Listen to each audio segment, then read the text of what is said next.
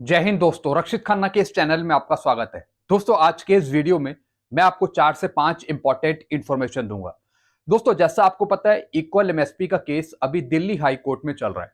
तो दोस्तों, उसको देखते हुए एक दूसरा संगठन डिसेबिलिटी पेंशन पर कोर्ट केस करना चाहता है, यानी ओआरएस की, जेसीओस की डिसेबिलिटी पेंशन बढ़ाई जाए और वो डिसेबिलिटी पेंशन बराबर करी जाए ऑफिसर के। दोस्तों, इक्वल एमएसपी एक अलग चीज है और डिसेबिलिटी पेंशन एक अलग चीज है। जो आपकी इक्वल एमएसपी है वो इक्वल भी हो सकती है और बढ़ाई भी जा सकती है, क्योंकि वो बेसिक पे में अलग से ऐड होने वाला एक अलाउंस है, हार्डशिप अलाउंस है।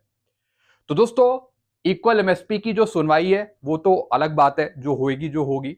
लेकिन अगर डिसेबिलिटी पेंशन पे अगर कोर्ट केस हो रहा है तो दोस्तों ये एक अलग मैटर है। अगर डिसेबिलिटी पेंशन इक्वल कर रही है ऑफिसर के, जैसा कि भूतपूर्व सैनिक डिमांड कर रहे हैं कई संगठन कि डिसेबिलिटी पेंशन को भी इक्वल करा जाए ऑफिसर के। दोस्तों, डिसेबिलिटी पेंशन को इक्वल करने के लिए आपकी बेसिक पेंशन बढ़ानी होगी, तभी डिसेबिलिटी पेंशन पे कुछ हो सकता है। तो कई संगठन कह रहे हैं कि हम इस पे केस करेंगे। आप कर सकते हैं, लेकिन ये थोड़ा सा मुश्किल हो जाएगा, क्योंकि डिसेबिलिटी पेंशन आपकी बेसिक पेंशन पे काम कर रही है। चाहे वो 50% हो, चाहे वो 75% हो, चाहे वो 100% हो, बेसिक पेंशन आपकी बढ़ानी होगी, तभी डिसेबिलिटी पेंशन बढ़ सकती है आपकी। तो दोस्तों, देखते हैं इस पे कोर्ट केस जो करना चाह रहे हैं भूतपूर्व सैनिक संगठन, वो कैसे करते हैं और क्या वो एविडेंस रखते हैं। और दोस्तों, एविडेंस में रखा गया है कि जो डिसेबिलिटी है, चाहे वो ऑफिसर हो, चाहे वो नॉर्मल ओआर जेसीओस हो, डिसेबिलिटी तो अंग तो सबका एक ही है। जो उसे दर्द होगा वही ऑफिसर को दर्द होगा। डिसेबिलिटी में जो भी शरीर का अंग है वो सबका एक जैसा ही है, तो फिर जो पेंशन मिल रही है डिसेबिलिटी की वो अलग अलग क्यों? तो एक तो ये मेन एविडेंस है।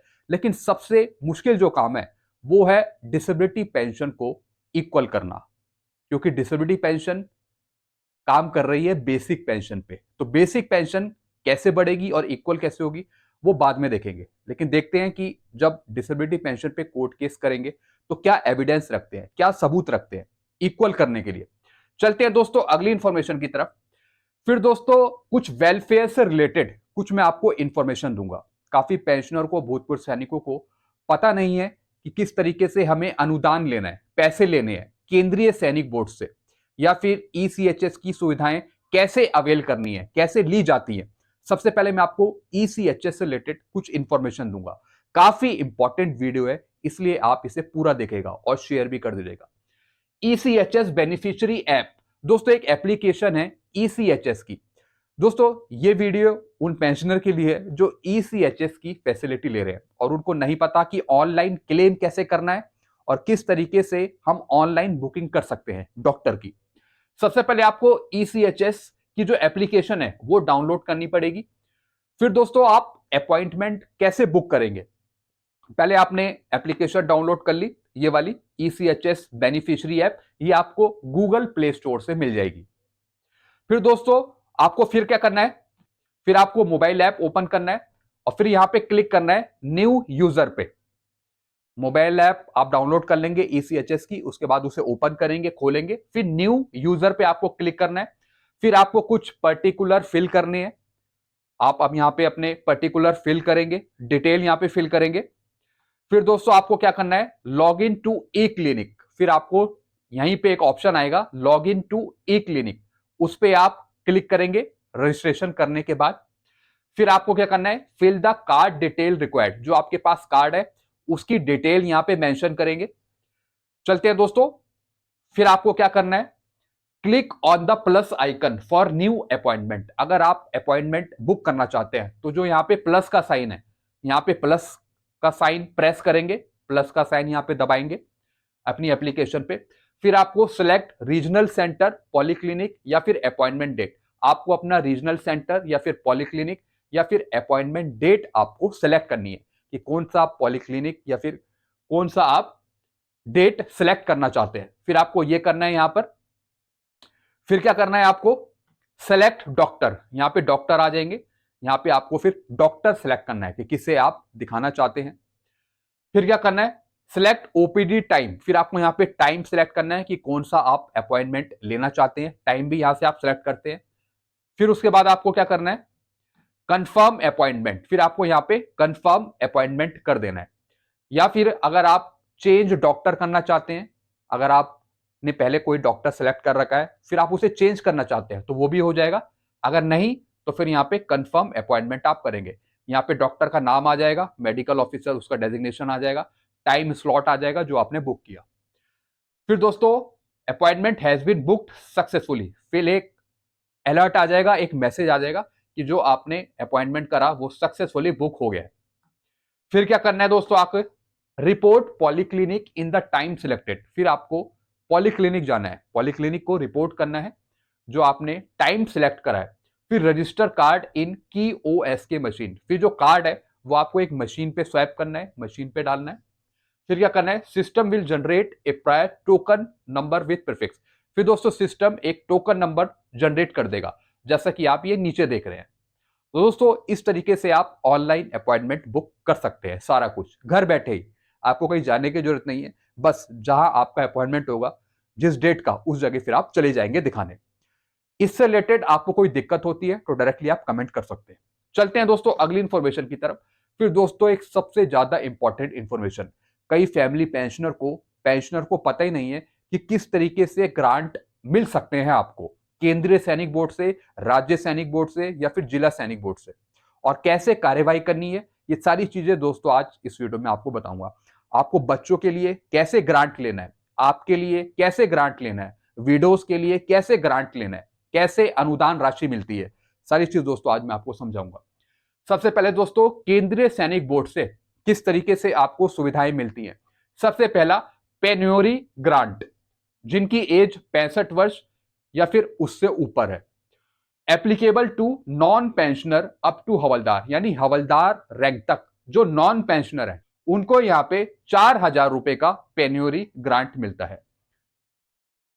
फिर दोस्तों education grant up to 2 children, यानी बच्चों के लिए एजुकेशन जो ग्रांट है वो आपको मिलता है 2 बच्चों के लिए। बॉयज और गर्ल्स अप टू ग्रेजुएशन, लड़का लड़की के लिए ग्रेजुएशन तक। Widows for PG, post graduation अगर विडो करना चाहती है तो उसके लिए भी यहां पे एजुकेशन ग्रांट मिलता है। कितना मिलता है, 1,000 रुपए। Applicable to ward of pensioner, जो पेंशनर के बच्चे हैं उनको दिया जाता है, या फिर नॉन पेंशनर के जो बच्चे हैं उनको दिया जाता है, अप टू हवलदार रैंक, यानी हवलदार रैंक तक। कितना, 1,000 रुपए। फिर दोस्तों ऑफिसर कैडेट ग्रांट, फिर ऑफिसर कैडेट ग्रांट भी मिलता है for cadet of NDA only, applicable to ward of pensioner, यानी पेंशनर के बच्चों को और जो नॉन पेंशनर है उनके बच्चों को हवलदार रैंक तक। तो ऑफिसर कैडेट ग्रांट भी दिया जाता है 1,000 रुपए का। फिर है डिसेबल चिल्ड्रन ग्रांट, अगर आपका बच्चा डिसेबल्ड है तो उसके लिए भी यहाँ पे अनुदान दिया जाता है, एप्लीकेबल टू 100% डिसेबल्ड वार्ड, यानी अगर आपका बच्चा 100% डिसेबल्ड है, चाहे वो पेंशनर का हो चाहे वो नॉन पेंशनर का हो, हवलदार रैंक तक, तो उसको यहां पे मिलता है 1,000 रुपए डिसेबल्ड चाइल्ड ग्रांट। फिर दोस्तों हाउस रिपेयर ग्रांट, यानी हाउस का कोई कंस्ट्रक्शन कराना है, हाउस आपका टूट गया है, रिपेयर कराना है, तो उसका भी यहाँ पे अनुदान मिलता है। कितना, 20,000 रुपए। अब एप्लीकेबिलिटी क्या है, applicable to pensioner oblique non pensioner, यानी पेंशनर के लिए और नॉन पेंशनर के लिए, हवलदार रैंक तक। Repair of own house damage in natural calamity, यानी जो आपका हाउस है किसी नेचुरल कैलेमिटी के द्वारा टूट गया हो या फिर खंडर हो गया हो, आप उसे रिपेयर कराना चाहते हैं तो आप उसे करवा सकते हैं, और वो भी gazetted notification from state government required, उसके लिए एक स्टेट गवर्नमेंट का एक नोटिफिकेशन लगेगा कि किस कंडीशन पे आपका घर टूटा गया है या फिर किस तरीके से दिक्कत आई थी जिसकी वजह से आपको अपना रिपेयर कराना है घर। However, following category may avail of the benefit even in case house damage, किस तरीके से, क्या कारण है जिसकी वजह से आप अपना हाउस रिपेयर कराएंगे। 100% डिसेबल ESM, अगर कोई ESM 100% डिसेबल्ड है, या फिर ऑर्फन डॉटर, अगर कोई अनाथ बच्ची है तो उस केस में भी हर एक रैंक के लिए। तो दोस्तों 20,000 रुपए यहां पे मिलते हैं हाउस रिपेयर ग्रांट के। फिर है अगला डॉटर मैरिज ग्रांट, अगर आपकी बेटी की शादी है तो उसके लिए भी यहां पे 50,000 रुपए यहाँ पे ग्रांट दिया जाता है अप टू 2 डॉटर, यानी 2 बच्चियों की शादी के लिए आप ये ग्रांट ले सकते हैं। Applicable to daughter of pensioner oblique non pensioner, यानी जो पेंशनर है उनकी 2 बेटियों के लिए, अगर नॉन पेंशनर है, पेंशनर नहीं है, तो उनकी भी 2 बेटी के लिए। हवलदार रैंक तक, यानी सिपाही, नायक, हवलदार। कितना? 50,000 रुपए। 1 अप्रैल 2016 से दोस्तों ये लागू था। 50,000 रुपए से कर दिया गया था बच्चियों की शादी के लिए। विडो रीमैरिज ग्रांट, अगर कोई विडो है, वो दूसरी शादी करना चाह रही है, तो उसका भी यहाँ पे ग्रांट मिलता है। कितना? 50,000 रुपए। Applicable to widow of pensioner non pensioner up to havildar rank. वही पेंशनर की अगर कोई विडो है या फिर नॉन पेंशनर की कोई विडो है, अगर वो दूसरी शादी करना चाह रही है या उसके माँ बाप दूसरी शादी कराना चाह रहे हैं, तो फिर उसके लिए ग्रांट मिलता है 50,000 रुपए का, और वो भी हवलदार रैंक तक।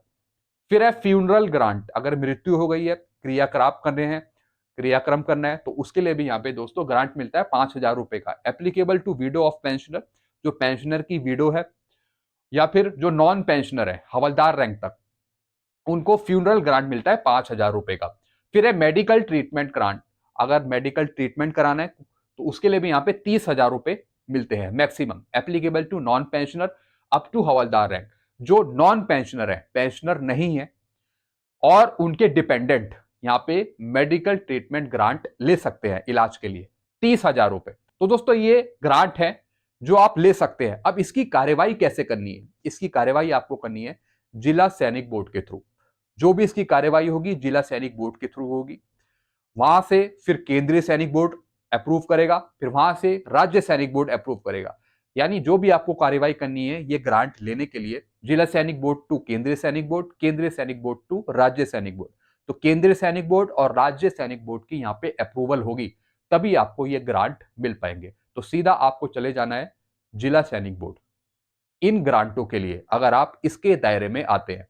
और दोस्तों ये अप टू हवलदार रैंक तक है, यानी सिपाही, नायक, हवलदार, इन 3 रैंकों को ये सब ग्रांट मिल सकती है। तो दोस्तों ये कुछ इंफॉर्मेशन थी जो मैंने आपके साथ शेयर करी। आई होप सारी चीजें आप अच्छे से समझ गए होंगे। कुछ और पूछना हो या कोई चीज आपको समझ में नहीं आई हो या कैसे इन चीजों को लेना है उसके लिए कुछ पूछना हो, तो नीचे आप कमेंट कर सकते हैं। वीडियो आपको अच्छा लगता है वीडियो को लाइक करें और इस चैनल को सब्सक्राइब कर सकते हैं। Thank you so much.